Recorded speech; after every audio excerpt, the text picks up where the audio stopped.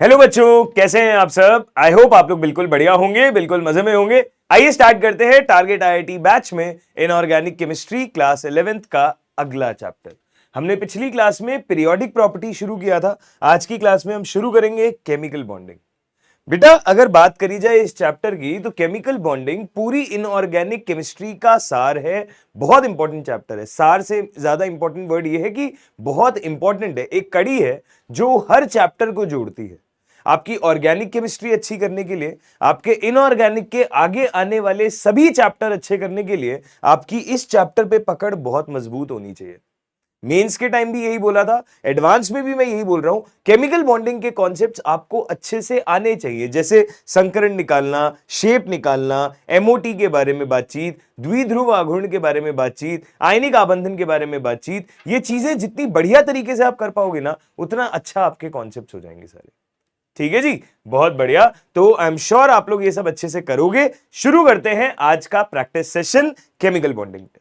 क्या करने वाले हैं आज हम लोग, जैसा कि आप लोगों को पता है हम हर सेशन में प्रैक्टिस करते हैं कॉन्सेप्ट्स की, है ना। हम हर सेशन में प्रैक्टिस करते हैं कॉन्सेप्ट्स की with the help of beautiful questions. So हमने बोला हम ट्राई करेंगे concepts with the help of questions.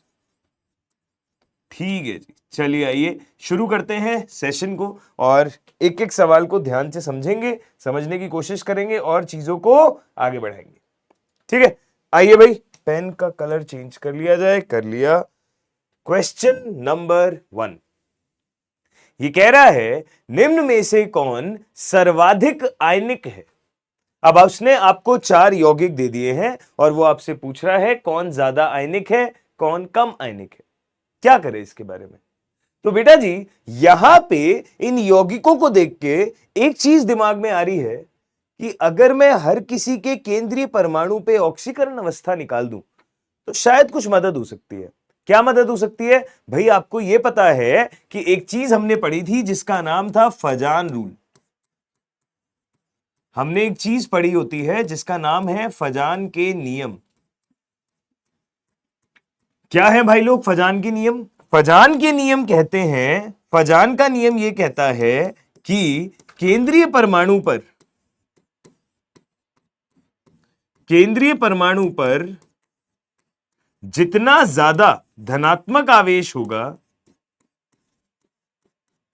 केंद्रीय परमाणु पर जितना ज्यादा धनात्मक आवेश होगा,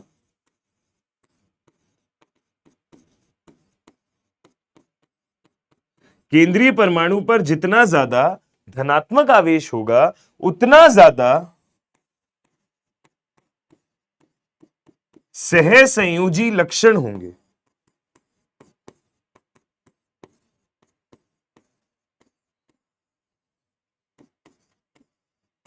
और बेटा जी सहसंयोजी लक्षण जो है वो कब ज्यादा है, जब जितना ज्यादा धनात्मक आवेश है। तो आप मुझे एक बात बताइए, जितना कम धनात्मक आवेश होगा क्या उतना ज्यादा आयनिक लक्षण होंगे। सही बात है, बहुत बढ़िया। ये पहला पॉइंट है। सेकंड पॉइंट हमने बोल दिया, हम ये कह सकते हैं जितना कम धनात्मक आवेश होगा, केंद्रीय परमाणु पर जितना कम धनात्मक आवेश होगा उतना ज्यादा आयनिक लक्षण होंगे।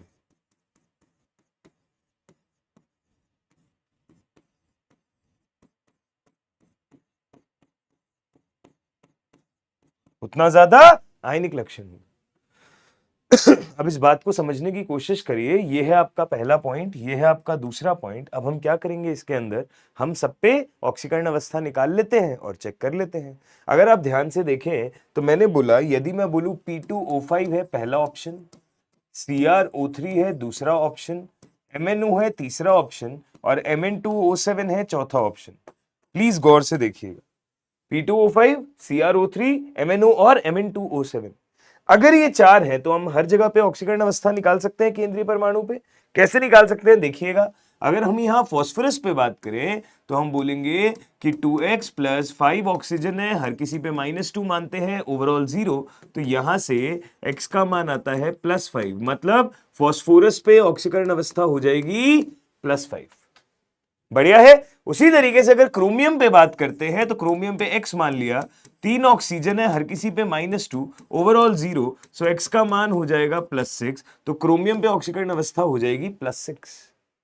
अगर इसी तरीके से MnO पे बात करी तो X हो गया Mn पे, ऑक्सीजन पे होता है -2, तो यहां से X का मान आ जाएगा +2, तो Mn पे ऑक्सीकरण अवस्था आ जाएगी +2। और इसी तरीके से यहां 2 Mn है, 7 ऑक्सीजन है, हर किसी पे -2, तो X का मान आ जाएगा ओवरऑल +7।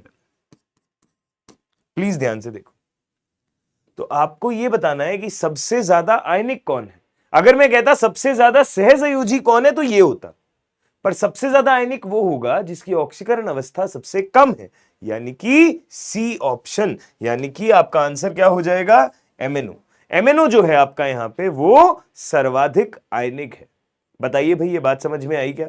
ध्यान से देख लो, फजान रूल के हिसाब से हमने इस चीज को कवर किया है, जेई एडवांस में आया हुआ सवाल है, देख सकते हैं आप लोग। पक्का जी?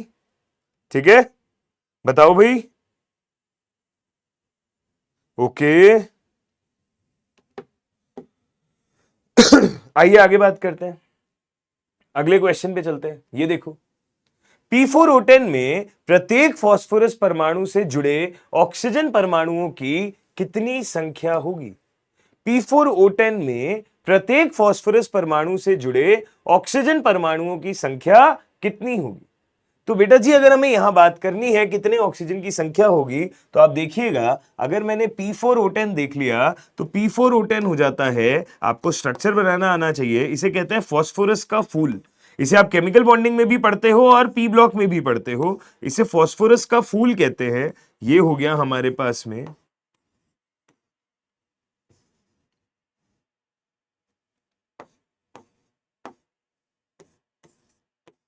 ये हमारे पास में 4 तो पीओपी लिंकेज हो गई, हमें 10 ऑक्सीजन लगाने हैं। ये लो जी, ये लीजिए,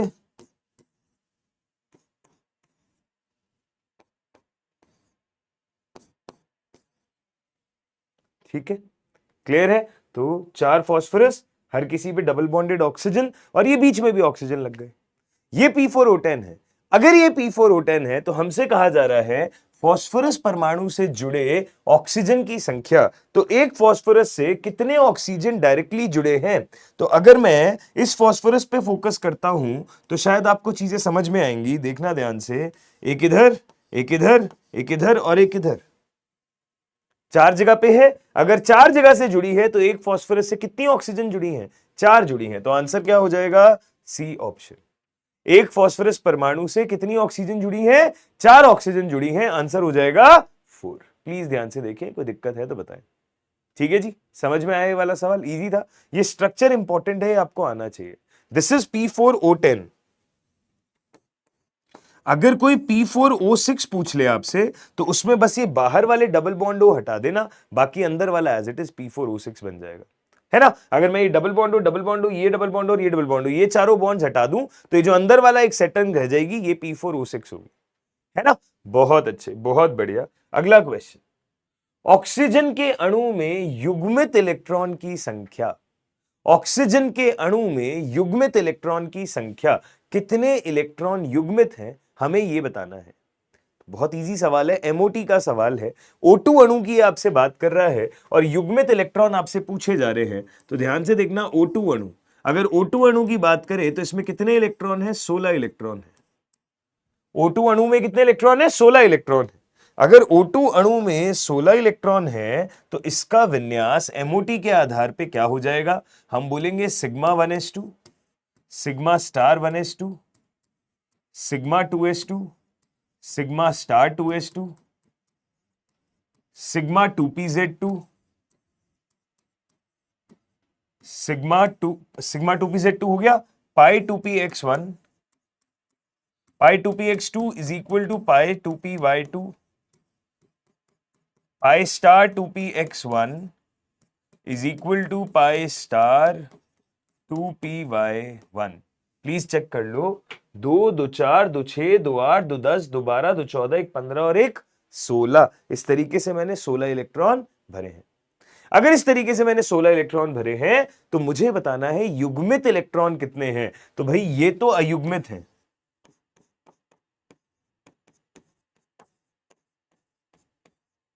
ये आपके अयुग्मित हैं। इसके अलावा ये जितने भी हैं ये सारे के सारे आपके कैसे हैं जी? युग्मित हैं। ये सारे के सारे आपके कैसे हैं? युग्मित हैं। अगर ये सारे के सारे युग्मित हैं तो 2 2 4 2 6 2 8 2 10 2 12 और 2 14, 14 इलेक्ट्रॉन। तो हमारे पास में कितने इलेक्ट्रॉन युग्मित हो गए? 14 इलेक्ट्रॉन युग्मित हो गए। मैंने एमओटी से विन्यास लिखा और देख लिया। प्लीज ध्यान से देखें, कोई दिक्कत है तो बताएं। प्लीज ध्यान से देखिए, कोई दिक्कत है तो बताएं। यहां तक ऑक्सीजन के अणु में कितने युग्मित इलेक्ट्रॉन हैं? हमने यहां पे देखा 14 युग्मित इलेक्ट्रॉन। क्लियर है? बहुत बढ़िया, बहुत उम्दा। चलिए आइए आगे बात करते हैं। यहां बात करें, जब N2 N2 प्लस में परिवर्तित होता है तो N बंध दूरी डैश है, मतलब घटती है या बढ़ती है, उसमें से कुछ बताना है। इसी तरह जब O2 आपका O2 प्लस में बदलता है तो ऑक्सीजन ऑक्सीजन के बंध की दूरी घटती है या बढ़ती है, हमको वो बताना है।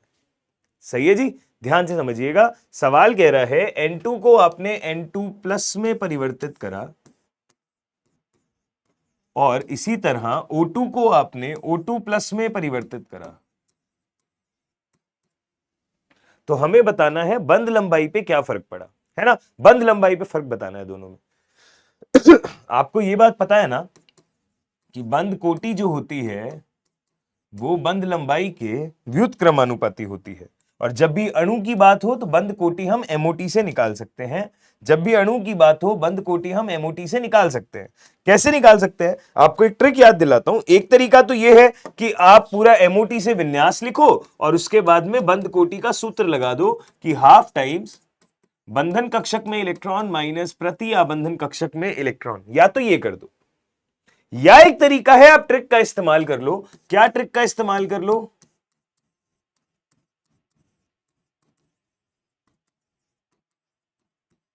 क्या ट्रिक का इस्तेमाल कर लो? हम बोलेंगे कि यहां पे नंबर ऑफ इलेक्ट्रॉन और यहां पे बंध कोटि, ठीक है? हम बोलेंगे यदि 14 इलेक्ट्रॉन है तो बंध कोटि होगी 3। 14 इलेक्ट्रॉन है तो बंध कोटि होगी 3। पर अगर मैंने इलेक्ट्रॉन की संख्या बढ़ाई या इलेक्ट्रॉन की संख्या घटाई तो फिर 0.5 से वो कम होता जाएगा दोनों साइड ही। अगर 14 इलेक्ट्रॉन है तो बंध कोटि 3 है। अगर हमने 15 इलेक्ट्रॉन बोल दिए तो बंध कोटि हो जाएगी 2.5। अगर 16 इलेक्ट्रॉन बोल दिए तो बंध कोटि हो जाएगी 2.0। अगर 17 इलेक्ट्रॉन बोल दिए तो बंध कोटि हो जाएगी 1.5। अगर 18 इलेक्ट्रॉन बोल दिए तो बंध कोटि हो जाएगी 1.0। इसी तरीके से ऊपर जाइए, अगर 13 इलेक्ट्रॉन हो गए तो बंध कोटि हो जाएगी 2.5। अगर 12 इलेक्ट्रॉन हो गए तो बंध कोटि हो जाएगी 2.0। अगर 11 इलेक्ट्रॉन हो गए तो बंध कोटि हो जाएगी 1.5 और ये ऐसे चलेगा। ठीक है? अगर ये सेटअप आपको समझ में आता है तो फिर बेटा जी N2 से N2 प्लस या O2 से O2 प्लस किस तरह जाना है वो हम डिस्कस कर सकते हैं। आप ध्यान से देखें, अगर N2 में इलेक्ट्रॉन की संख्या देखेंगे तो वो है 14 और N2 प्लस में अगर देखेंगे तो वो है 13। तो 14 पे बंध कोटि होती है 3 और 13 पे बंध कोटि होती है 2.5। इसी तरह अगर आप O2 पे इलेक्ट्रॉन की संख्या देखेंगे तो वो है 16 और अगर आप बंद यहां पे इलेक्ट्रॉन की संख्या देखेंगे तो है 15। अगर आप O2 में 16 पे बंद कोटि देखेंगे तो 14 पे 3, 15 पे 2.5 और 16 पे 2। सिखाया था आपको अभी। तो बेटा जी अगर ये 2 है, यहां बंद कोटि 2.5 है। ये कैसे आया? मैंने ये वाली टेबल बना रखी है, आपको ये चीज पता है ना? अगर ये टेबल की ट्रिक आपको पता है तो आप कोई भी काम कर सकते हैं। तो फिर आप देखो, बंध कोटि N2 से N2 प्लस जाने पे घट रही है। अगर बंध कोटि घट रही है तो बंध लंबाई बढ़ेगी। अगर बंध कोटि घट रही है तो बंध लंबाई बढ़ेगी। जबकि यहां पे अगर बंध कोटि बढ़ रही है 2 से 2.5, अगर बंध कोटि बढ़ रही है 2 से 2.5 तो जो बंध लंबाई है वो घटेगी। अगर बंध कोटि बढ़ रही है तो बंध लंबाई घटेगी।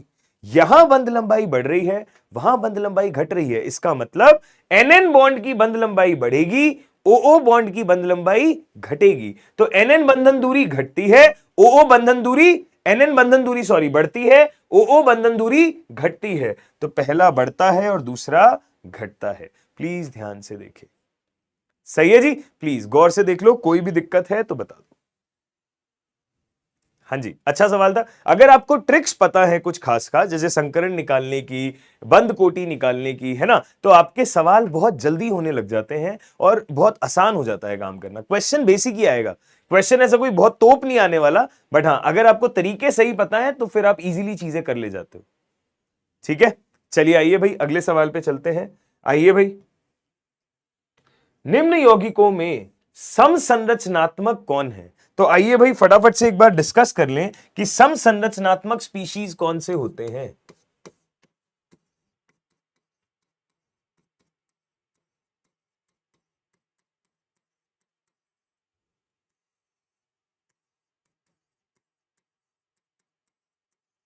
समसंरचनात्मक स्पीशीज, इसे इंग्लिश में कहते हैं आइसोस्ट्रक्चरल स्पीशीज। आइसोस्ट्रक्चरल स्पीशीज क्या होते हैं? आइसोस्ट्रक्चरल स्पीशीज हम बोलते हैं समसंरचनात्मक स्पीशीज या आइसोस्ट्रक्चरल स्पीशीज आपके कौन से हैं? ऐसे स्पीशीज या ऐसे अणु, ऐसे दो या दो से ज्यादा अणु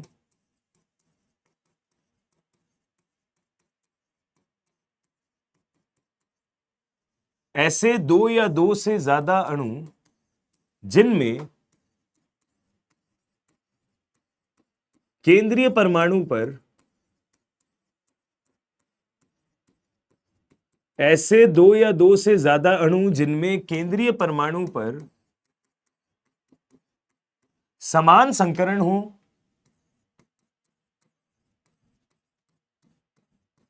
एवं समान आकार हो। आकार बोले तो शेप,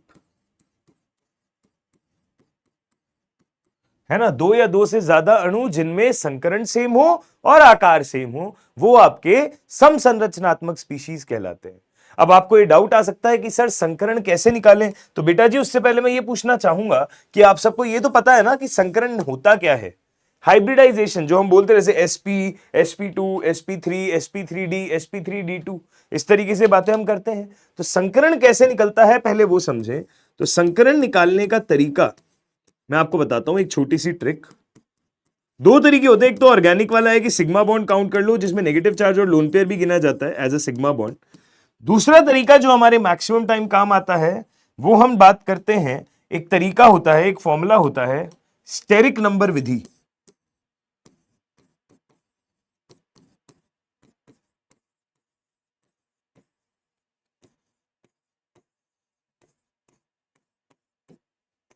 स्टेरिक नंबर को हम x मानेंगे। अगर हम स्टेरिक नंबर को x मानेंगे तो स्टेरिक नंबर विधि क्या होती है? x का फॉर्मूला होता है half s plus v minus q. x का फॉर्मूला होता है half s plus v minus q, जहां पे s आपके हो जाते हैं क्या? एकल संयोजी, s हो जाती है एकल संयोजी साइड परमाणुओं की संख्या।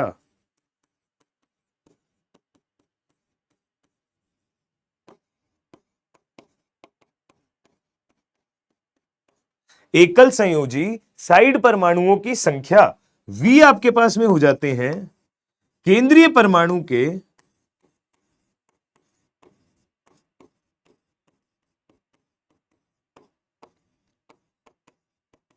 संयोजी कोश के इलेक्ट्रॉन की संख्या, और Q हो जाता है आवेश चिन्ह के साथ। मतलब पॉजिटिव है तो पॉजिटिव, नेगेटिव है तो नेगेटिव। सबसे ज्यादा ध्यान देने वाली बात है ये, एकल संयोजी साइड परमाणु होना चाहिए, मतलब जिनकी संयोजकता 1 होती है। जैसे ऑक्सीजन है वो द्विसंयोजी है, तो वो यहां पे काउंट ही नहीं होगा, वो गिना ही नहीं जाएगा। यहां से x का मान आएगा, फिर x के मान के आधार पे आप संकरण बता सकते हैं। x के मान के आधार पर आप लोग संकरण बता सकते हैं। जैसे अगर x का मान आया 2 तो आप संकरण बोल देंगे sp। आप सबको पता है रैखिक ज्यामिति होती है, वो मैं लिख नहीं रहा हूं। अगर x का मान आया 3 तो आप बोल देंगे संकरण होता है sp2। आपको पता है त्रिकोणीय तलीय ज्यामिति होती है ना, समतलीय। अगर x का मान आया 4 तो sp3 चतुष्फलकीय ज्यामिति। x का मान 5 आया तो sp3d है ना जी, आपका क्या हो जाएगा, ये समझ सकते हैं आप, ट्रायगोनल बाइपिरामिडल त्रिकोणीय समतलीय, ठीक है, द्विसमतलीय, ओके जी। फिर अगर 6 आया तो sp3d2 अष्टफल की है। इस तरीके से हम बात करते हैं, ठीक है जी, बढ़िया। ये सारी चीजें अगर आपको समझ में आती है, मैंने एक रिवाइज करवा दी, तो अब हम वो क्वेश्चन करके देखते हैं जो हमसे पूछा गया। निम्न में से कौन समसंरचनात्मक है? अगर समसंरचनात्मक आपसे पूछा गया है इनके अंदर, तो आपको ट्राई करना चाहिए। अगर ट्राई करना चाहिए तो पहला है NF3, संकरण निकाल दो, सेम संकरण से ही बात बन जाएगी। तो NF3 जब आप यहां पे संकरण निकालेंगे तो x का मान आएगा हाफ। अब फ्लोरीन एकल संयोजी है तो 3 है तो 3 हो गया। नाइट्रोजन के संयोजी कोश में 5 इलेक्ट्रॉन होते हैं और उदासीन अणु है तो आवेश का मान 0 हो गया। 5 और 3 8, 8/2 हो गए 4, 4 बोले तो sp3 संकरण हो गया। x का मान अगर 4 आया तो संकरण sp3 हो गया। इसी तरीके से अगर मैंने NO3 माइनस की बात करी तो गौर से देखिएगा, नाइट्रोजन पे बात करने जा रहे हैं, केंद्रीय परमाणु पे निकलता है तो हाफ, s का मान 0 हो जाएगा क्योंकि एकल संयोजी साइड परमाणु आपको चाहिए। यहां ऑक्सीजन है जो द्विसंयोजी होता है, तो एकल संयोजी तो पिक्चर में ही नहीं है, तो s का मान 0 हो जाएगा। प्लस नाइट्रोजन के संयोजी कोश में 5 इलेक्ट्रॉन, माइनस आवेश क्या होगा, -1। तो 5 और 1 6, 6/2 3, 3 का मतलब sp2, ये sp2 संकरण हो गया, ठीक है। अगला H3O+, अगर मैं H3O+ की बात करता हूं तो आप देखिए केंद्रीय परमाणु क्या है, ऑक्सीजन, तो x का मान हो जाएगा हाफ। 3 साइड परमाणु है, ऑक्सीजन के संयोजी कोश में 6 इलेक्ट्रॉन होते हैं और आवेश है +1। तो 6 और 3 9, 9 -1 8, 8/2 4, 4 बोले तो sp3। ये देखो दोस्त, सेम संकरण आ गया, सेम संकरण आ गया, बहुत अच्छी बात है। और BF3 तो हमने मिस ही कर दिया। बोरॉन x हाफ, साइड परमाणु है 3 फ्लोरीन, बोरॉन के संयोजी कोश में 3 इलेक्ट्रॉन, परमाणु क्रमांक 5 होता है 2,3, और उदासीन अणु है तो आवेश हो गया 0। तो 3 और 3 6, 6/2 3, 3 बोले तो sp2। ये sp2 आ गया तो ये दोनों भी मैच हो गए, बहुत अच्छी बात है। अभी हमें आकार भी देखना है, बट यहां तक तो बात बन गई। अब HN3 बेटा जी, ये आप समझें, ये आपका इस तरीके का स्पीशी है ना, और N3 माइनस जो है वो एजाइड आयन होता है।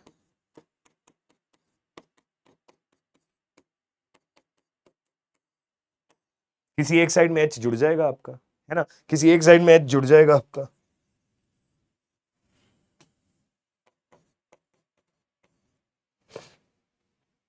ठीक है, तो यहां तो sp संकरण है, सिग्मा बॉन्ड 2 ही है तो sp संकरण है, तो ये तो किसी के साथ मैच ही नहीं कर रहा, तो ये तो अलग ही है। आप बाकी जगह देख सकते हैं, अगर आप बाकी जगह देख सकते हैं तो ये तो पिक्चर से ही आउट हो गया, तो इसको तो हटाओ। अगर ये पिक्चर से आउट हो गया तो इसको तो हमने हटा दिया। अब हमने बात करी इनमें, तो हमने कहा ये दोनों जो हैं, ये दोनों समान संकरण है, और ये ऊपर वाले फर्स्ट और थर्ड भी समान संकरण है। क्या इनका आकार भी समान है? उसके लिए VACPR थ्योरी की हेल्प लेनी पड़ेगी। तो आइए भाई हम बात करके देखते हैं NF3 का आकार कैसे निकालें। तो हमें कंपेयर करना है NF3 और H3O+, दोनों में संकरण तो सेम है। अगर संकरण सेम है तो ज्यामिति होनी चाहिए चतुष्फलकीय, मतलब नाइट्रोजन को 4 बॉन्ड बनाने पड़ेंगे, पर बॉन्ड बनाने के लिए साइड परमाणु है 3, तो चौथी जगह पे कौन आएगा, लोन पेयर। चौथी जगह पे कौन आएगा, लोन पेयर। अगर चौथी जगह पे आएगा लोन पेयर, तो आप देखिए ज्यामिति तो आपने भले ही चतुष्फलकीय लगा दी, पर आकार बताने के लिए अगर स्ट्रक्चर में लोन पेयर आ जाता है तो लोन पेयर को ढकना पड़ता है। अगर लोन पेयर को ढकेंगे तो बची हुई चीज आपकी आकार हो जाएगी। तो आप देखेंगे ये स्ट्रक्चर कुछ ऐसा निकल करके आएगा।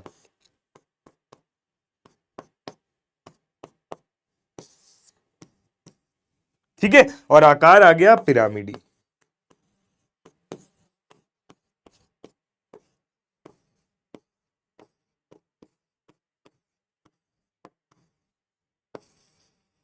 आकार क्या आ गया, पिरामिडी। बढ़िया। H3O+ भी आप देखें सेम ऐसा ही आएगा।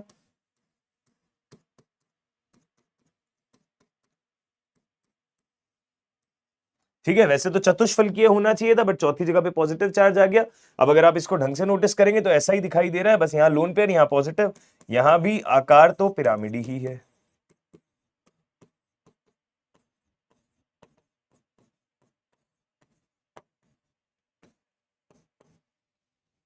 ये भी पिरामिडी, ये भी पिरामिडी, तो आकार भी सेम है, संकरण भी सेम है, तो ये तो हो गए समसंरचनात्मक। इसी तरीके से अगर मैं आपसे बात करूं NO3 माइनस और BF3 की, तो बेटा जी अगर आप NO3 माइनस में नाइट्रोजन पे संकरण sp2 निकाल चुके हैं, तो आपको जानकर के खुशी होगी कि स्ट्रक्चर जो है वो ऐसा आएगा।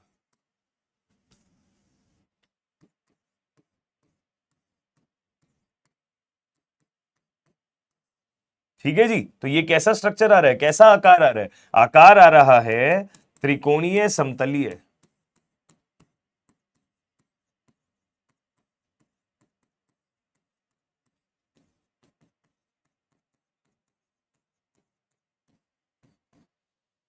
इसी तरीके से जब BF3 की बात करेंगे तो अपना बोरॉन है और 3 फ्लोरीन आएंगे, क्योंकि sp2 तो ऐसा ही होना चाहिए और ऐसा हो भी गया, तो आकार यहां पे भी क्या आ जाएगा, सेम।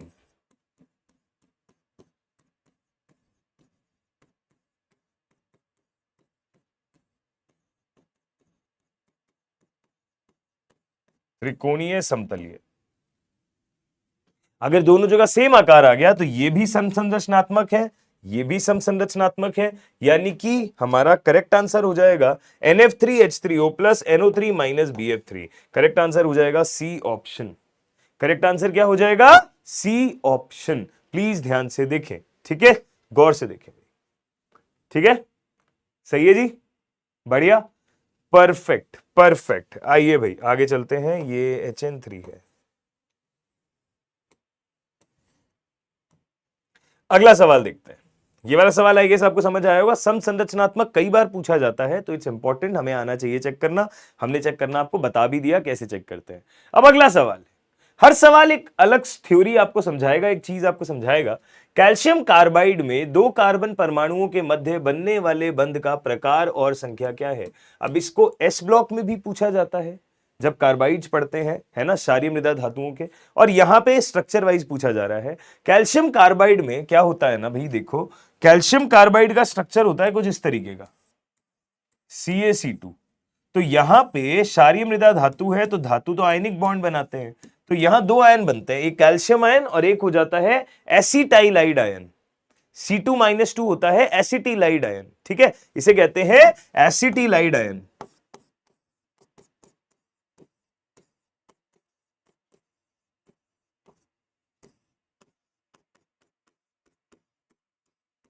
ओके जी, ये स्ट्रक्चर दिखने में कैसा होता है, ऐसा। ये स्ट्रक्चर दिखने में कैसा होता है, ऐसा।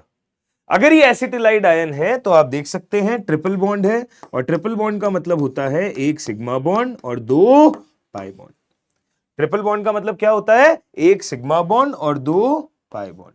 प्लीज देखिए ध्यान से, अगर एक सिग्मा बॉन्ड और 2 पाई बॉन्ड होते हैं तो आंसर हो जाएगा बी ऑप्शन।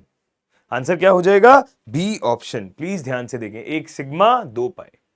एसिटिलाइड आयन जो है एक सिग्मा 2 पाई बॉन्ड्स हैं। प्लीज ध्यान से देखिए, यही वो आपसे पूछना चाह रहा है, राइट? प्लीज देखिए ध्यान से भाई,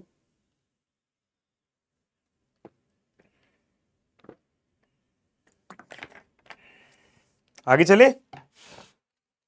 आइए भाई नेक्स्ट क्वेश्चन की तरफ चला जाए। आपको कहा जा रहा है इन यौगिकों को द्विध्रुव आघूर्ण के बढ़ते क्रम में व्यवस्थित कीजिए। इन यौगिकों को द्विध्रुव आघूर्ण के बढ़ते क्रम में व्यवस्थित कीजिए। किस तरह करेंगे आप, क्या करेंगे, ध्यान से सुनिए। पहले सारे स्ट्रक्चर बना लेते हैं। Toluene, Meta dichlorobenzene, ortho dichlorobenzene, para dichlorobenzene. अगर हम ध्यान से इन हर स्ट्रक्चर को बनाने की कोशिश करें तो बेटा जी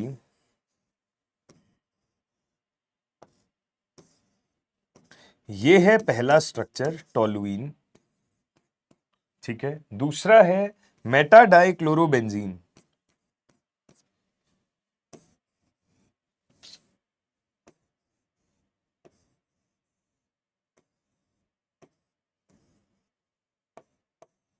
ठीक है, तीसरा है ऑर्थो डाइक्लोरोबेंजीन।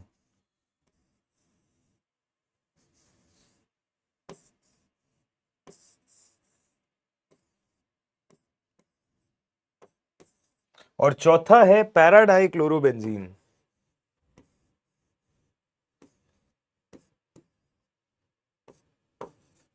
तो this is first, this is second, this is third,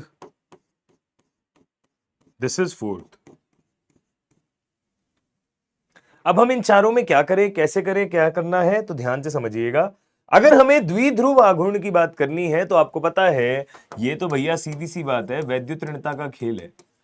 कम वैद्युत ऋणी से ज्यादा वैद्युत ऋणी की तरफ एरो लगाइए और बात करके देखिए। तो अगर मैंने फोर्थ ऑप्शन की बात करी तो भाई बाकी कार्बन कार्बन वाले बॉन्ड तो एक जैसे हैं, पर इस कार्बन क्लोरीन में क्लोरीन ज्यादा वैद्युत ऋणी है तो ऊपर की तरफ जाएगा द्विध्रुव, इस कार्बन क्लोरीन में नीचे की तरफ जाएगा द्विध्रुव, है ना। अगर ये ऊपर की तरफ और ये नीचे की तरफ जाएगा तो ये एक दूसरे को कैंसिल कर देगा और यहां पे नेट डायपोल मोमेंट आएगा जीरो, यहां पे नेट डायपोल मोमेंट आएगा जीरो। क्लियर है, बढ़िया है, बहुत सही, ठीक है। चलो जी, तो वो तो हो गया जीरो। अगर आप यहां बात करेंगे, अगर आप औरों में बात करेंगे तो क्या बात करेंगे, ध्यान से समझने की कोशिश करना, ध्यान से समझिए। तो वो तो जीरो है तो वो तो लास्ट हो जाएगा। अगर वो लास्ट हो जाएगा तो ये ऑप्शन तो रिजेक्ट हो गया, बट बाकी तीनों में ही वो लास्ट में है। अब हमें बात करनी है इसके अलावा क्या करें, तो आप ध्यान से देखिएगा। ये जो कार्बन है, ये भी कार्बन है और ये भी कार्बन है, तो आप कहोगे सर दोनों में किसी भी तरीके से वैद्युत ऋणता का तो अंतर नहीं दिख रहा है क्योंकि दोनों ही कार्बन है, सेम परमाणु है। नहीं, ऐसी स्थिति में आप ये देखेंगे कि बेंजीन का जो कार्बन होता है ये sp2 संकरित होता है और ये जो मिथाइल वाला कार्बन है ये sp3 संकरित है। और आपको पता है कि वैद्युत ऋणता जो है, यहां लिख देता हूं, ये समानुपाती होती है परसेंट एस लक्षण के। और हमें ये पता है अच्छे से बात कि sp2 में परसेंटेज एस sp3 से तो ज्यादा ही होता है। यहां पे 33.33% है और यहां पे 25% है। अरे कम ऑन भाई, एडवांस की तैयारी कर रहे हो, ये तो पता ही है। अगर ये चीज पता है हमको अच्छे से तो भाई देखो, आपके पास कम वैद्युत ऋणी से ज्यादा वैद्युत ऋणी की तरफ एक एंगल जाएगा इधर, तो ये कुछ भी हो बट नॉन जीरो होगा, है ना। कुछ भी हो बट नॉन जीरो होगा। हाँ ठीक है, यहां पे वैद्युत ऋणी उतना स्ट्रॉन्ग क्लोरीन जैसा ग्रुप नहीं है तो कम होगा, बट नॉन जीरो होगा, ये बात ठीक है। तो सर मतलब इन दोनों से तो कम होगा, ये बात तो हमें पता है, यस। तो लास्ट में तुम्हारा फोर्थ आएगा, फोर्थ के जस्ट आगे फर्स्ट आएगा। अब इन दोनों में से कौन आएगा उसको सोचना है। अगर इन दोनों में से कौन आएगा उसे सोचना है तो ध्यान से देखिएगा। ये कार्बन से क्लोरीन आपका इस डायरेक्शन में, ये कार्बन से क्लोरीन आपका इस डायरेक्शन में जाएगा। अब आपको पता है यहां पे थीटा 60 डिग्री आएगा। अगर थीटा 60 डिग्री आएगा तो नेट डायपोल इस डायरेक्शन में जाएगा, जहां बोलते हो μ1 square plus μ2 square plus 2 μ1 μ2 cos theta का वर्गमूल, है ना जी, ये बोल सकते हैं हम। बहुत बढ़िया, तो नेट डायरेक्शन ही होगी। यहां पे 120 डिग्री होगा और 120 डिग्री cos 60 तो हाफ होता है, cos 120 माइनस हाफ होता है, तो ये इधर जाएगा, नेट आएगा इस डायरेक्शन में बट उससे कम होगा। तो हम ये कह सकते हैं कि सबसे ज्यादा तो भाई थर्ड होगा cos 60, ये होगा सेकंड वाला उसके पीछे होगा फर्स्ट और लास्ट में होगा आपका फोर्थ, राइट राइट। तो ये हो जाना चाहिए ऑर्डर 3 2 1 4, आंसर हो जाएगा बी ऑप्शन। आंसर क्या आ जाएगा, बी ऑप्शन। अच्छा सवाल था, ध्यान से देखिएगा। यहां थीटा 120 है और यहां थीटा 60 है, पैरा वाले में 180 होता है ना जी।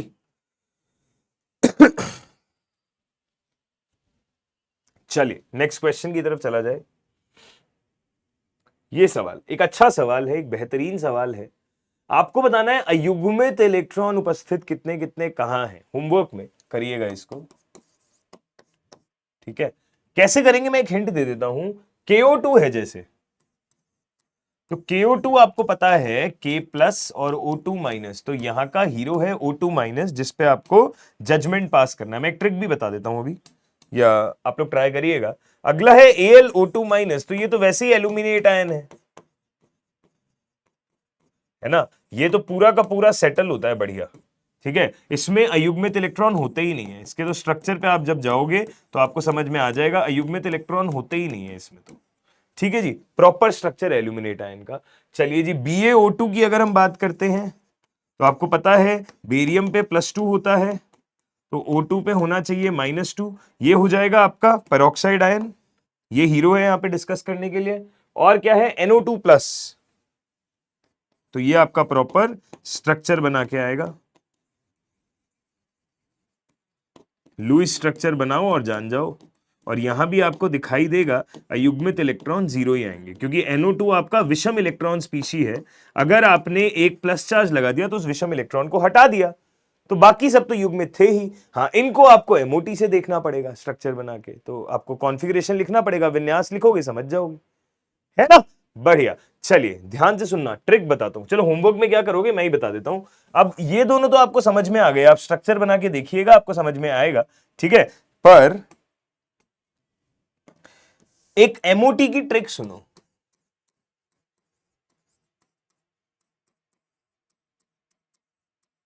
एक MOT की एक और ट्रिक, सर एक तो आपने बंद कोटी वाली बताई थी, हाँ जी, एक और ट्रिक सुनना। यदि किसी अणु और आयन में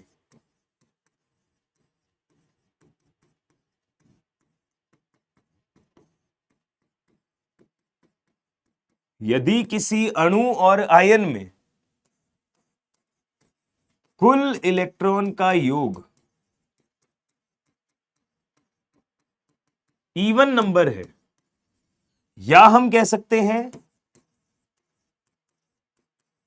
कुल इलेक्ट्रॉन का योग ऑड नंबर है। जैसे कि भाई मैंने बोला टोटल इलेक्ट्रॉन अगर 12 आते हैं, 14 आते हैं, 16 आते हैं, है ना, 8 आते हैं, या टोटल इलेक्ट्रॉन आपके 3 आते हैं, 3 तो क्या आएंगे, 3 आ गए, 15 आ गए, 17 आ गए, 19 आ गए, उस तरीके से कोई ऑड नंबर आ गया, तो हम कहते हैं इवन नंबर वाले जो है आपके, ये कहलाते हैं प्रतिचुंबकीय। और प्रतिचुंबकीय का मतलब होता है अयुग्मित इलेक्ट्रॉन जीरो।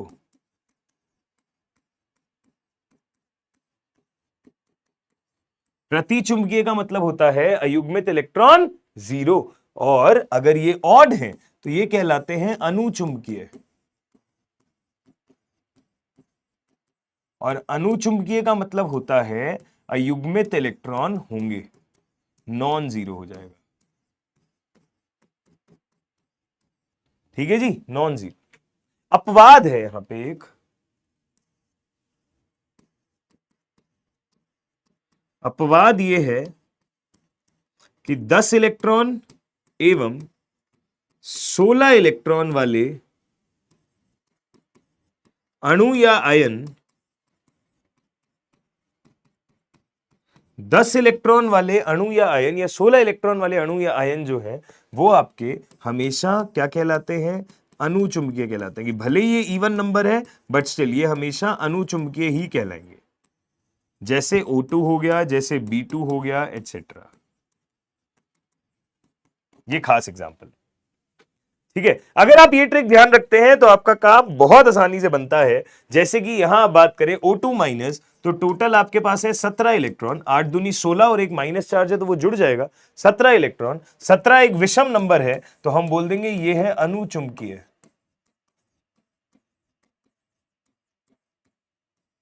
जबकि अगर मैंने O2 माइनस 2 की बात करी तो 16 और 2 आपके प्लस यहां हो गए तो ये 18 इलेक्ट्रॉन हो गए, और 18 इलेक्ट्रॉन एक इवन नंबर है तो ये हो जाएगा प्रतिचुंबकीय।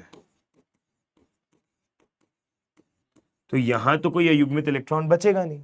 AlO2 माइनस और NO2 प्लस की आप बात करेंगे तो भाई ये हो जाएगा इस तरीके से। और इसका स्ट्रक्चर आप लोग ट्राई करना होमवर्क में। एल्यूमिनियम के संयोजी कोश में वैसे तो 3 इलेक्ट्रॉन होते हैं, एक माइनस चार्ज है तो 4 इलेक्ट्रॉन हो गए, और दोनों साइड ऑक्सीजन ऑक्सीजन भी हैं, तो हम वही बोल देंगे। किस तरीके से स्ट्रक्चर बनाओगे, क्या करोगे, ये बन सकता है या कुछ और बन सकता है, आप लोग ट्राई करिएगा, ठीक है, आप लोग ट्राई करिएगा, कोई दिक्कत नहीं है। तो आपको आंसर फाइनली ये मिलेगा कि ये प्रतिचुंबकीय, ये भी अयुग्मित इलेक्ट्रॉन जीरो, ये भी अयुग्मित इलेक्ट्रॉन जीरो। तो इन तीनों में तो प्रतिचुंबकीयता है, अनुचुंबकीयता केवल एक में है, तो आंसर हो जाएगा केवल KO2।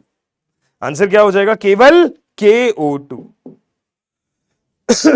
ठीक है, बढ़िया, बहुत सही। चलिए आइए आगे बात करते हैं, अगले क्वेश्चन की तरफ चला जाए। ये देखिए इजी सवाल है।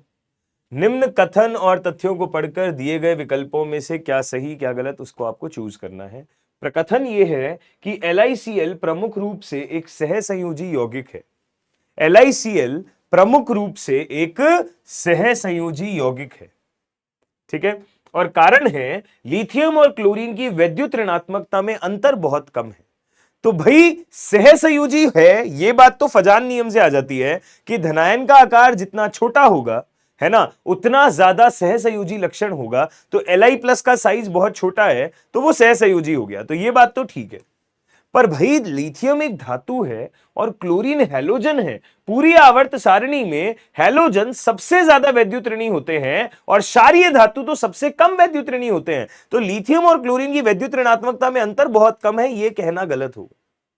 अगर यह कहना गलत होगा तो प्रकथन तो सही है बट कारण गलत है, तो हम बोलेंगे आंसर हो जाएगा सी ऑप्शन। प्रकथन सही है परंतु कारण गलत है। ठीक है जी, बहुत अच्छे, बहुत बढ़िया, बहुत सही। आइए भाई आगे बात करते हैं, अगले क्वेश्चन पे चलते हैं। थोड़ी सी यहां पे प्रिंटिंग मिस्टेक हो गई है। BF3 के केंद्रीय परमाणु में, BF3 के केंद्रीय परमाणु में संकरण और अणु की ज्यामिति क्या होगी? तो ये तो अभी अभी थोड़ी देर पहले ही किया है समसंरचनात्मक वाले सवाल में, याद करो। समसंरचनात्मक वाले सवाल में किया है। BF3 ज्यामिति तो है त्रिकोणीय समतलीय, ज्यामिति आकार एक जैसा है क्योंकि लोन पेयर नहीं है। और संकरण आया था sp2, संकरण आया था sp2 और ज्यामितीय आकार आया था त्रिकोणीय समतलीय। तो वहां मेहनत करी थी, मजे यहां लूट लेंगे। हमारे पास में फटाक से आंसर कौन सा आ जाएगा? बी ऑप्शन, sp2 संकरण, त्रिकोणीय समतलीय, ज्यामिति या आकार एक ही बात है। सही है दोस्त, बहुत उम्दा, बहुत ही सही। चलिए आइए आगे बात करते हैं। अगला क्वेश्चन, किसमें दोनों ध्रुवीय एवं अध्रुवीय आबंध है? इनमें से किसमें ध्रुवीय और अध्रुवीय दोनों तरीके के आबंध है? आयनिक और कोवेलेंट की बात कर रहा है, तो पहला ऑप्शन ही देखते ही समझ में आता है। देखो CH4 जो है ये इस तरीके का अणु है, अगर मैं लास्ट से शुरू करूं, और ये बात हमेशा ध्यान रखना, हर सममितीय अणु जो होता है उसका डायपोल मोमेंट 0 होता है। अगर आप H2O2 की बात करेंगे तो ये होता है ऐसा। ठीक है जी, तो ये इधर चला जाता है, ये इधर चला जाता है, नेट आपके वो लोन पेयर्स भी होते हैं, तो ये भी नेट डायपोल मोमेंट तो 0 ही रखता है। ठीक है, HCN की आप बात करेंगे तो ये कोवेलेंट है, परंतु अगर आप NH4Cl की बात करेंगे तो ये हो जाता है इस तरीके से NH4+ Cl-। तो ये तो हो गया आपका आयनिक आबंध, और आयनिक हो गया तो ध्रुवीय हो गया। और NH4+ अगर आप देखेंगे तो भाई एक सममितीय अणु है या सममितीय आयन है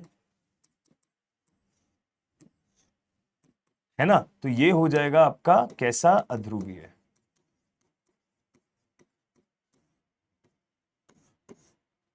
ये ध्रुवीय है, ये ध्रुवीय है। क्लियर है? बहुत बढ़िया। तो ये जो ऑप्शन है इसमें हमारे पास में ध्रुवीय अध्रुवीय दोनों आबंध है। बहुत सही। चलिए आइए, अच्छी बात है, अगले क्वेश्चन पे आए। जल का जो क्रांतिक ताप है वो O2 से अधिक है क्योंकि जल के अणु में V आकार है। V आकार की वजह से, नहीं सॉरी, द्विध्रुव आघूर्ण है। V आकार की वजह से द्विध्रुव आघूर्ण है, वो रीजन होता है क्रांतिक ताप का। हम बोलते हैं कि जल का जो अणु है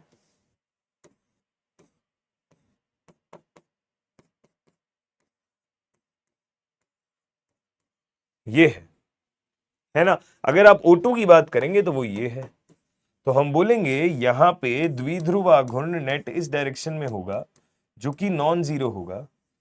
तो हम बोलेंगे इसका क्रांतिक ताप जो है वो ज्यादा है उससे, तो आंसर हो जाएगा द्विध्रुव आघूर्ण। क्लियर है जी? बहुत बढ़िया। निम्न में से कौन सा यौगिक sp2 संकरित है? अब तो आपको ट्रिक पता है संकरण निकालने की। ठीक है जी, तो आप हर केस में निकाल सकते हैं अगर आप ध्यान से देखें, बट स्ट्रक्चर्स की भी जरूरत पड़ सकती है। यहां पे आप जब ट्राई करेंगे तो कार्बन पे ट्राई करके देखें तो संकरण आएगा हाफ, S का मान 0 हो जाएगा क्योंकि ऑक्सीजन द्विसंयोजी होता है, हमें एकल संयोजी की जरूरत है।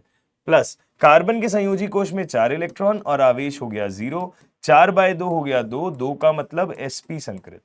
हमें sp2 बताना है, मुझे लगता है यहां काम अपना बन जाएगा। हाँ देखो, ऑक्सीजन के लिए तो 0 हो गया, बट सल्फर के संयोजी कोश में 6 इलेक्ट्रॉन होते हैं, परमाणु क्रमांक है 16, 2,8,6। अगर 6 इलेक्ट्रॉन होते हैं और आवेश तो 0 है क्योंकि उदासीन अणु है, तो 6/2 हो गया 3 और संकरण हो जाएगा sp2, यानी कि आंसर आ जाएगा बी ऑप्शन। ठीक है? क्लियर है? बहुत बढ़िया। आइए आगे चलते हैं। निम्न में से कौन सा यौगिक ऐसा है जो ध्रुवीय है और उसका केंद्रीय परमाणु sp2 संकरित अवस्था में है? यह अच्छा सवाल है। सिर्फ sp2 नहीं पूछ रहा वो आपसे ध्रुवीय भी पूछ रहा है। तो देखो आप ध्यान से, अगर आप HClO2 की बात करोगे तो बेटा जी ये हो जाएगा, मैं सारे स्ट्रक्चर्स ही बताता हूं एक एक करके। पहले हम HClO2 बना लेते हैं, तो हम बोलते हैं कि ये है P ब्लॉक का सवाल, वैसे तो इस तरीके का होता है, ठीक है। और बाकी क्लोरीन पे लोन पेयर भी हो जाएंगे हमारे पास, है ना जी, क्लोरीन पे लोन पेयर भी हो जाएंगे। अगर ऐसा है तो इस तरीके से आप देखोगे तो संकरण sp2 तो कहीं से भी नहीं आएगा।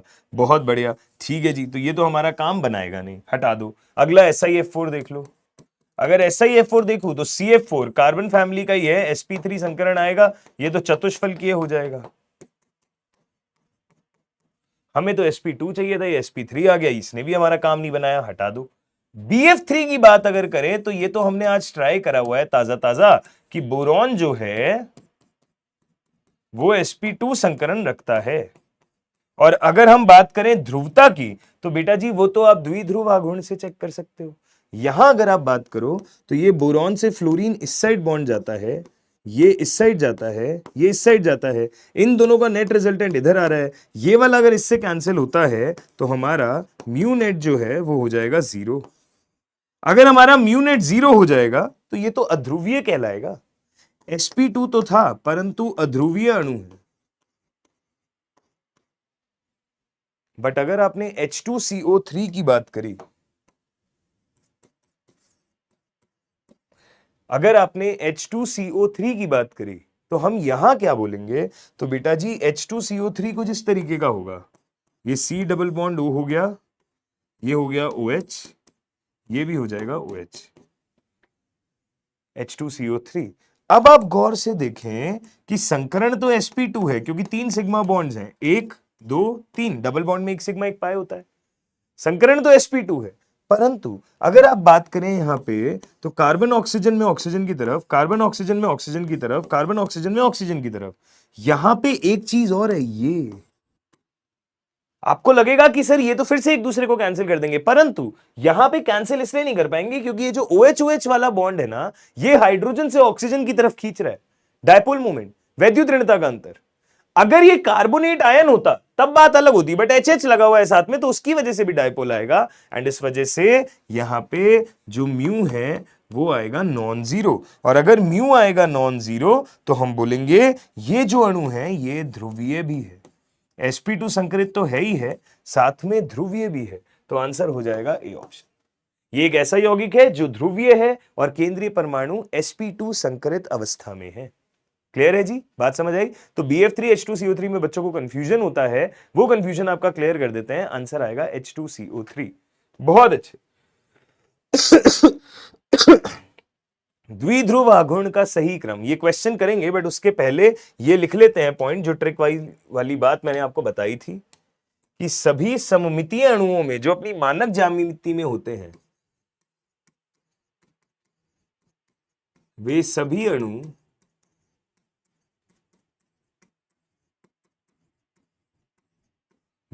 अणु जो अपनी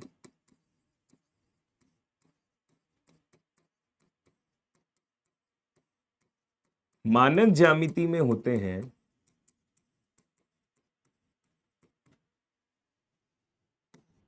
या सममितीय अणु कहलाते हैं,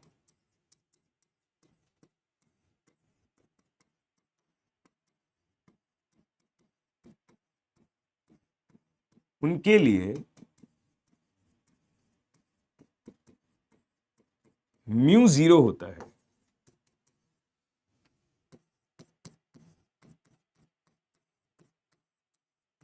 उनके लिए म्यू क्या होता है? 0 होता है। बढ़िया,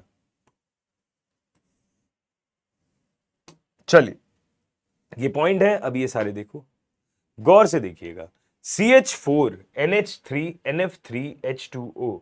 तो बेटा जी अगर हम सब में बात करें तो पहले तो आइए NF3 वर्सेस NH3 का केस ही देख लेते हैं क्योंकि दोनों ही sp3 संकरित होंगे, दोनों ही पिरामिडी होंगे। परंतु ये बात एनसीईआरटी में बड़ी चिल्ला चिल्ला के बताई गई है और हमने क्लास में भी बड़ी चिल्ला चिल्ला के आपको पढ़ाई है कि भाई सेम स्ट्रक्चर होते हुए भी अंतर जरूर आता है, क्योंकि वैद्युत ऋणता का अंतर जो है वो सबसे बड़ा अंतर है।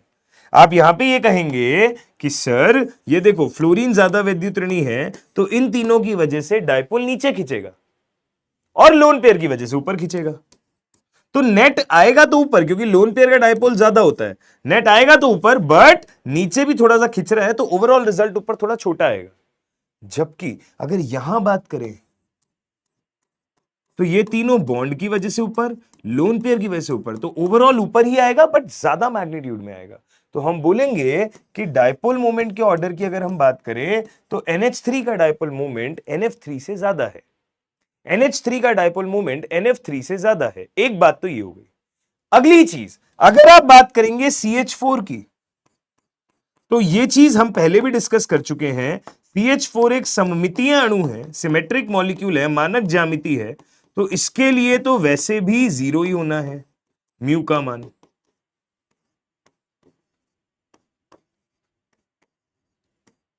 इसके लिए तो म्यू वैसे भी क्या होना है, 0, राइट। इसके लिए म्यू 0 होना है। तो CH4 तो 0 हो गया, तो CH4 लास्ट में आ जाए और NF3 NH3 में NH3 जीत रहा है, NH3 NF3 से जीत जाए, तो इतनी बात तो हमारी यहां पे बन गई और ऐसा कोई और ऑर्डर है भी नहीं, तो आंसर तो आपका यही हो जाएगा। ये बात तो आप समझ गए होंगे। पर H2O सबसे आगे क्यों आएगा, उसके लिए H2O का स्ट्रक्चर बना लिया जाए और आपको ये समझ में आएगा कि होता तो ये भी sp3 संकरित है, बट दो लोन पेयर की वजह से इसका V आकार होता है। तो आप देखिए दोनों हाइड्रोजन ऑक्सीजन बॉन्ड में ऑक्सीजन ज्यादा वैद्युत ऋणी है, तो डायपोल की डायरेक्शन ऊपर होगी, दोनों लोन पेयर की वजह से भी डायरेक्शन ऊपर होगी, तो नेट डायपोल मोमेंट आपका ऊपर ही जाएगा, नेट डायपोल मोमेंट आपका ऊपर की तरफ जाएगा। तो हम बोलेंगे सबसे ज्यादा H2O, फिर NH3, फिर NF3 और सबसे पीछे CH4। तो करेक्ट आंसर हो जाएगा ए ऑप्शन। करेक्ट आंसर क्या हो जाएगा, ए ऑप्शन। प्लीज ध्यान से देखें, समझ में आ रहा है क्या? मैं पानी पी लूं फिर आगे बात करते हैं।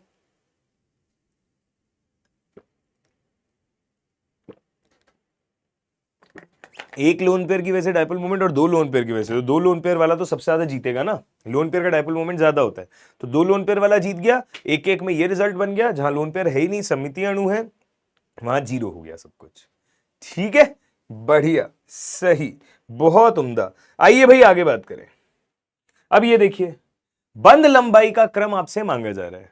अगर बंद लंबाई के क्रम की बात करें तो हमने आपको ऑर्डर क्लास में सिखाया हुआ था, वही ऑर्डर हम एक बार आपको रिवाइज करवा देते हैं। फाइनल ऑर्डर जो होता था वो ये हुआ करता था,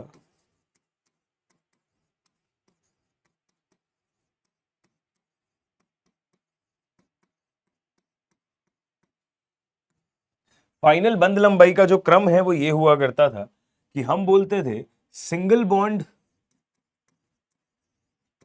की बंद लंबाई सबसे ज्यादा, फिर आते हैं आंशिक द्विआबंध मतलब पार्शियल डबल बॉन्ड,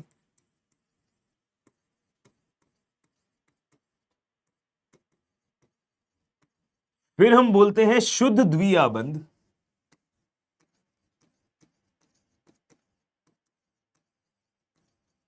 फिर हम बोलते हैं आंशिक त्रिआबंध, और फिर लास्ट में आएंगे आपके त्रिआबंध।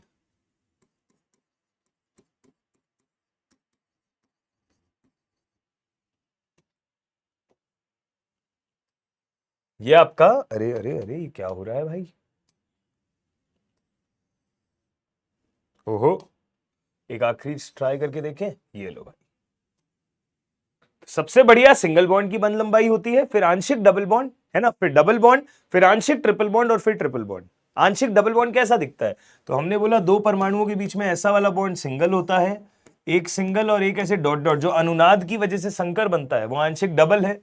ये आपका शुद्ध डबल है, ये आपका आंशिक त्रिआबंध है, और ये आपका शुद्ध त्रिआबंध है ना। बहुत बढ़िया। अगर ऐसा है तो आप ध्यान से यहां पे देखें, CO3 2 माइनस और CO2 में कार्बन ऑक्सीजन बंद लंबाई का क्रम क्या होता है। तो आप गौर से देखिएगा, अगर हम कार्बन मोनोऑक्साइड की बात करते हैं तो ये हो जाएगा ऐसा, है ना, त्रिया बंध होता है। अगर आप कार्बोनेट आयन की बात करते हैं तो इसमें अनुनाद होता है ना। उतना डिटेल में अब मैं नहीं जा रहा हूं कि अनुनाद कैसे होता है, वो मैं चाहता हूं आप लोग पढ़ें। और यहां पे अल्टीमेटली संकर जो बनता है वो ये, जिसमें आंशिक डबल बॉन्ड होता है। और फिर आपका एक CO2 है जिसमें शुद्ध डबल बॉन्ड होता है। यहां शुद्ध ट्रिपल है, यहां शुद्ध डबल है, यहां आंशिक डबल है। तो हमें पता है आंशिक डबल बॉन्ड की बंध लंबाई सबसे ज्यादा, फिर शुद्ध डबल की, और फिर ट्रिपल की। तो आपके पास में बंध लंबाई का क्रम, कार्बन ऑक्सीजन बंध लंबाई का जो क्रम है वो क्या हो जाएगा, हम बोलेंगे सबसे ज्यादा कार्बोनेट आयन, फिर आपका CO2 और फिर आपका CO।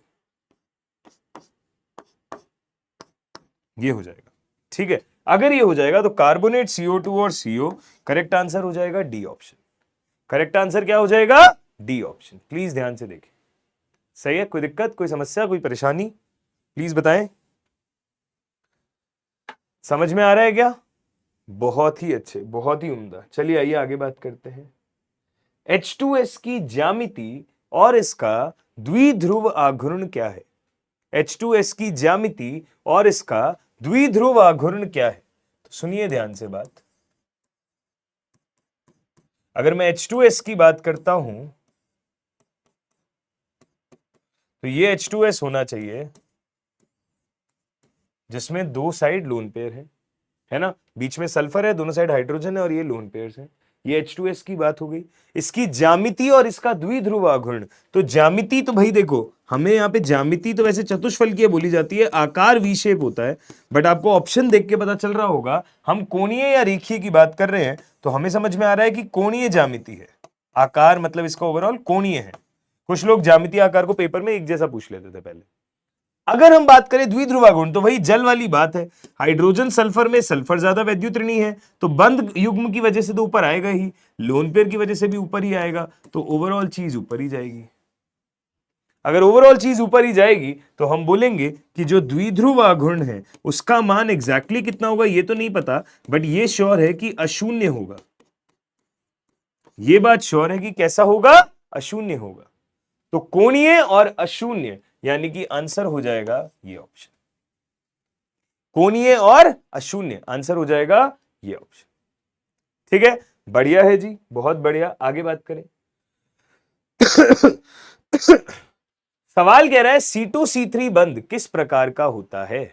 अब मजे की बात देखना है, यहां पे बहुत प्यारी चीज आपसे बोली गई है। ऑर्गेनिक मिक्स करके सवाल पूछा है। आपको नंबरिंग कहां से करनी है ये पता होना चाहिए, जब भी तुम C2 और C3 का सही पता लगा पाओगे। नंबरिंग कहां से करनी है ये पता होना चाहिए, तभी C2 C3 का सही पता लगा पाओगे। जैसे अगर आप ध्यान से देखें तो ये बन गया CH2 double bond CH, single bond CH2, single bond CH2, single bond C, triple bond CH। ये है आपके पास में। अब आप गौर से देखें, इधर से अगर नंबरिंग करते हैं तो एक नंबर पे डबल बॉन्ड आएगा, उधर से अगर नंबरिंग करते हैं तो एक नंबर पे ट्रिपल बॉन्ड आएगा। तो आपको एक रूल सिखाया जाता है ऑर्गेनिक में कि अगर डबल बॉन्ड और ट्रिपल बॉन्ड नंबरिंग करने पे एक जैसी जगह पे आ रहे हैं तो डबल बॉन्ड में इंग्लिश में ईन आता है, एल्कीन ENE, और ट्रिपल बॉन्ड में आइन आता है YNE। तो E और Y में अल्फाबेट के हिसाब से ईन को प्रायोरिटी देते हैं क्योंकि E पहले आता है ABCD में Y से। तो इसीलिए नंबरिंग फाइनली ये वाली मानी जाती है। तो C2 C3 आबंध ये वाला माना जाएगा। अगर आप वहां से नंबरिंग करते तो C2 C3 आबंध ये वाला माना जाता, तो आंसर अलग आता।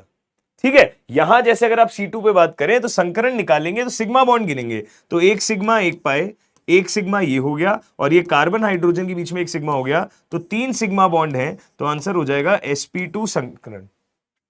और C3 वाला जो है एक सिग्मा ये, एक सिग्मा ये, और 2 हाइड्रोजन के साथ सिग्मा हो जाएंगे, तो 4 सिग्मा हो गए, और 4 सिग्मा का मतलब sp3 संकरण। तो C2 C3 में sp2 sp3 वाला केस होगा। जबकि उधर से अगर आप नंबरिंग करते हैं तो ये जो सेकंड नंबर वाला कार्बन होता, ये एक सिग्मा इधर और एक सिग्मा इधर, तो sp ही रह जाता। ये भले ही sp3 हो जाता, कोई बात नहीं। तो ये sp3 है, ये sp2 sp3 है। आपका बेस्ट आंसर हो जाएगा sp2 sp3। Answer D option. Please ध्यान से देखें, आपका बेस्ट आंसर होगा sp2 sp3 सेकंड थर्ड। आपने गिन लिए है सिग्मा बॉन्ड, कोई दिक्कत ही नहीं है। प्लीज ध्यान से देखें क्या होगा, कैसे होगा, क्या करेंगे। यस, ठीक है, चलिए आइए, बढ़िया है, आगे बढ़ते हैं, अगले क्वेश्चन पे चलते हैं। ये देखो, हमारे पास है SF4, हमारे पास है CF4, हमारे पास है XCF4। हमसे पूछा जा रहा है इन अणुओं की आकृति समान है या भिन्न है, क्योंकि सब में AB4 टाइप के अणु हैं तो लोगों को लगता है एक जैसे हैं, और अगर हैं अलग अलग या समान जो भी, तो उनमें एकाकी इलेक्ट्रॉन युग्म मतलब लोन पेयर्स कितने कितने हैं। तो बेटा जी पहले ज्यामितीय आकार चेक करने के लिए, आकृति चेक करने के लिए आपको सबका संकरण देखना पड़ेगा, उसके बाद ही आप पता लगा पाएंगे। SF4 यहां लिखते हैं, CF4 यहां लिखते हैं, XCF4 यहां लिखते हैं। ये सल्फर हो गया, ये कार्बन हो गया, ये जीनॉन हो गया। सल्फर पे अगर हम बात करेंगे तो संकरण हो जाएगा X is equal to half, S का मान हो गया 4, 4 एकल संयोजी साइड परमाणु है, प्लस सल्फर के संयोजी कोश में 6 इलेक्ट्रॉन है, माइनस आवेश है 0। तो 6 और 4 10, 10/2 5, 5 का मतलब संकरण हो गया sp3d। अगर संकरण हो गया sp3d मतलब त्रिकोणीय बायपिरामिडी संरचना होनी चाहिए, पर 4 ही बॉन्ड बनाने के लिए है, तो 5वीं जगह पे लोन पेयर आएगा। तो स्ट्रक्चर इसका इस तरीके से होता है, आपको याद करवा दूं, इस साइड तो लोन पेयर आता है और ये आपके 4 जगह पे फ्लोरीन आते हैं, तो सीसॉ संरचना होती है।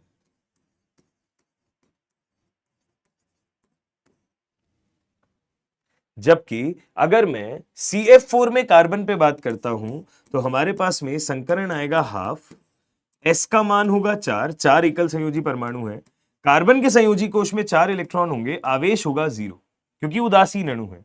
4 और 4 8, 8/2 4, 4 का मतलब संकरण हो गया sp3। संकरण क्या हो गया sp3। अगर संकरण sp3 हो गया मतलब चतुष्फलकीय ज्यामिति हो जाएगी, और चतुष्फलकीय का मतलब कार्बन जो है वो फ्लोरीन के साथ में 4 फ्लोरीन के साथ में 4 बॉन्ड बनाएगा, तो ये आपके पास में चतुष्फलकीय है। तो भाई यहीं से समझ में आता है कि आकार तो सबके भिन्न हो गए हैं, है ना, आकार तो डिफरेंट है। XCF4 में अगर आप बात करेंगे तो जीनॉन पे हम बोलेंगे हाफ, सराउंडिंग परमाणु है 4 फ्लोरीन, चारों एकल संयोजी है, प्लस जीनॉन के संयोजी कोश में 8 इलेक्ट्रॉन और उदासीन अणु है तो Q का मान 0। 8 और 4 12, 12/2 6, 6 का मतलब संकरण हो गया sp3d2। sp3d2, अगर sp3d2 हो गया है तो ये है जीनॉन, हमारे पास है 6 बॉन्डिंग साइट्स जिनमें 4 जगह पे फ्लोरीन आएगा और जो 2 जगह बची है वहां पे आएगा लोन पेयर, और लोन पेयर को आप संरचना में काउंट नहीं करते हो तो ये हो जाएगी वर्गीय समतलीय संरचना। ये क्या हो जाएगी जी, वर्गीय समतलीय संरचना। तो हम बोल देंगे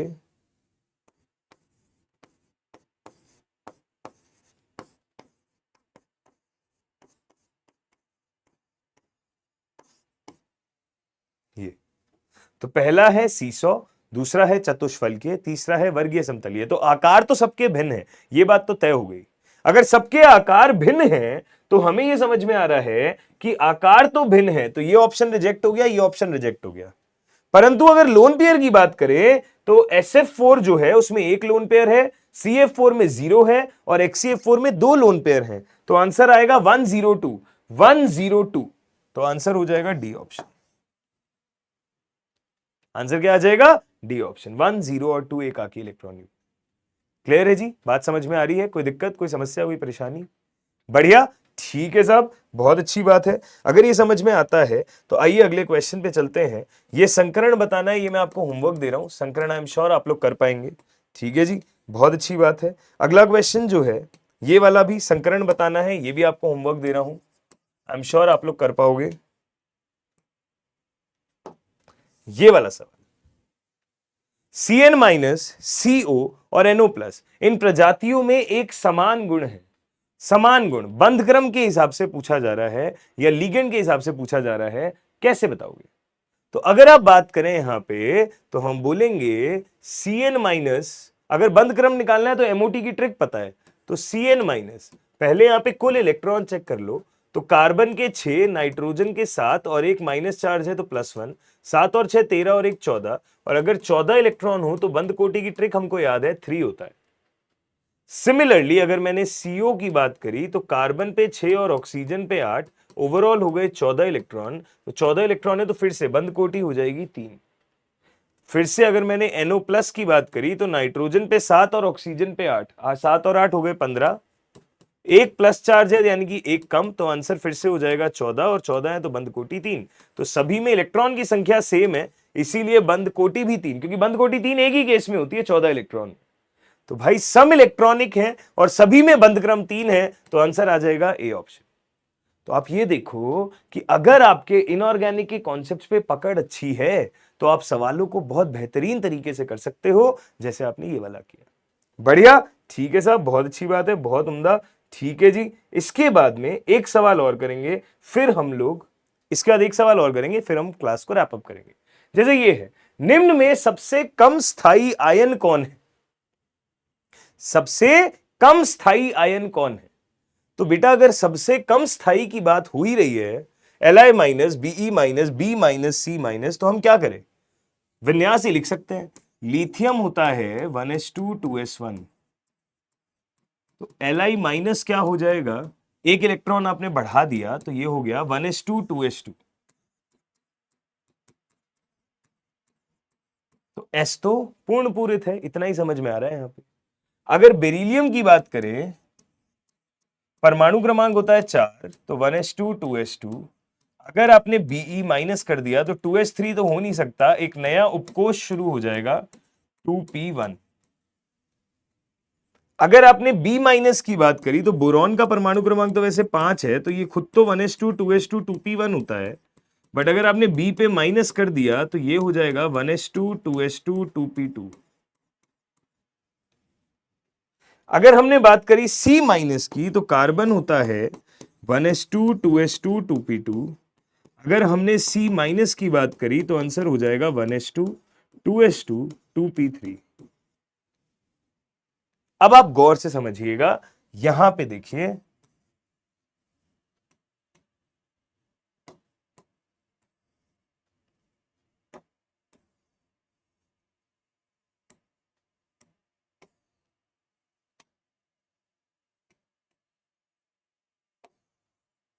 प्लीज ध्यान से देखिएगा, P में 3 डब्बे होते हैं, यहां 2p1 है, यहां 2p2 है और यहां 2p3 है। तो आपको पता है यहां अर्धपूरित P कक्षक है, अर्धपूरित P उपकोष है रादर, तो ये तो स्थाई वाली बात है। अर्धपूरित और पूर्ण पूरित तो स्थाई होता है, तो ये तो स्थाई है। वो पूर्ण पूरित S है तो वो भी स्थाई है 2s। पर अगर हमने इन दोनों में बात करी तो आप गौर से समझने की कोशिश करिए कि 2p2 है और 2p1 है, तो अगर हम 2p2 की बात करते हैं तो हम वर्स्ट केस ये मान सकते हैं कि एक p कक्षक में अगर दोनों इलेक्ट्रॉन आ जाए तो मान सकते हैं, बट 2p1 तो खाली एक ही इलेक्ट्रॉन है, ये फिर भी स्थायित्व की तरफ थोड़ा जा सकता है, एक इलेक्ट्रॉन की कमी है, बट यहां 2 इलेक्ट्रॉन की कमी है 2p3 होने में भी, तो सबसे कम स्थायित्व तो हमें इसी का समझ में आ रहा है, और इसी लॉजिक के हिसाब से हमने इसको आंसर किया। भाई यहां पे हम कहते हैं 2p3 में एक इलेक्ट्रॉन कम बचा है, बट वहां 2 इलेक्ट्रॉन कम बचे हैं, तो ये स्थायित्व की तरफ ज्यादा जाएगा उसके कंपैरिजन में, सबसे कम तो फिर यही हो जाएगा, दैट्स इट। ठीक है, क्लियर है, बढ़िया। आइए अगला सवाल ट्राई करते हैं। निम्न में से कौन सी आणविक प्रजातियों में अयुग्मित इलेक्ट्रॉन है? आपको यह बात अच्छे से पता है कि अयुग्मित इलेक्ट्रॉन की पहचान होती है अणुचुंबकीयता, और अणुचुंबकीयता आती है जहां पे भी ऑड इलेक्ट्रॉन आए, विषम इलेक्ट्रॉन आए, और इवन में 10 या 16 का केस है, तो बस नंबर ऑफ इलेक्ट्रॉन गिन दो, समझ आ जाएगा। यहां 14 इलेक्ट्रॉन है, यहां 18 इलेक्ट्रॉन है, अलग पेन से कर देते हैं, यहां है 18 इलेक्ट्रॉन, यहां है 17 इलेक्ट्रॉन, और यहां है 18 इलेक्ट्रॉन। अब आपको पता है ये इवन, ये इवन, ये इवन, तो ये तो सारे प्रति चुंबकीय हैं, ये इकलौता ऑड है, विषम है, तो ये आपके कैसे हो जाएंगे, अनुचुंबकीय।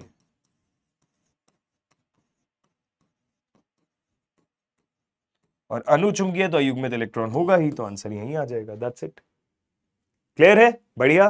तो इस तरीके के क्वेश्चन भी आते हैं। एक समसंरचनात्मक का सवाल आपको होमवर्क में दे रहा हूं, ये भी आप लोग ट्राई करिएगा। और इसी के साथ हम आज की क्लास को करते हैं समाप्त।